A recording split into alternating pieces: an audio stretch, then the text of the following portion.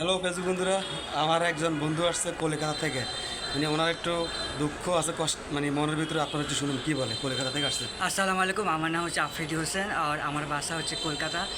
এখানে একটা সাচার আছে, সাচার ওখানে একটা ফ্রেন্ড আছে, ওকে আমি 50,000 টাকা দিয়েছিলাম। তো 30,000 টাকা ফেরত দিয়ে দিয়েছে আর 20,000 টাকা পাবো, ওটা ফেরত দিচ্ছে না। 2023-এ তাকে টাকা দিচ্ছিলাম, সে আমার কাছ থেকে টোটাল 5 লক্ষ টাকা চেয়েছিল ব্যবসা করার জন্য। আর খালি মানে বাহানা বাহানা করে টাকা নিয়েছে। একবার বলেছে যে 10,000 টাকা দাও, এই জায়গায় ঘর ভাড়া নিব, এই জায়গায় ব্যবসা করবো, এখানে 20,000 টাকা দিতে হবে, মানে অ্যাডভান্স দিতে হবে।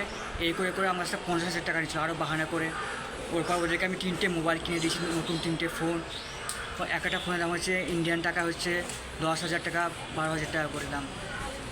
তো এখনও টাকা দিচ্ছে না। ডিসেম্বর 2023-এ ও আমাকে 30,000 টাকা দিয়েছিল, তারপর খালি বলে 1 মাস পর টাকা দেবো, 1 মাস পর টাকা দেবো।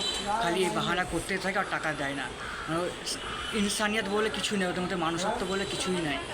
আর কী বলবো। উনি আসলে কলকাতা থেকে বাংলাদেশ চলে আসছে। ওনার এক বন্ধু নাকি টাকা নিচ্ছে, এখন 20,000 টাকা পাবে। কত? 20,000 টাকা পাবো। 20,000 টাকা পাবে। আসলে খুব দুঃখজনক, সেই টাকা সন্ধানেই আসছে এই আর কি।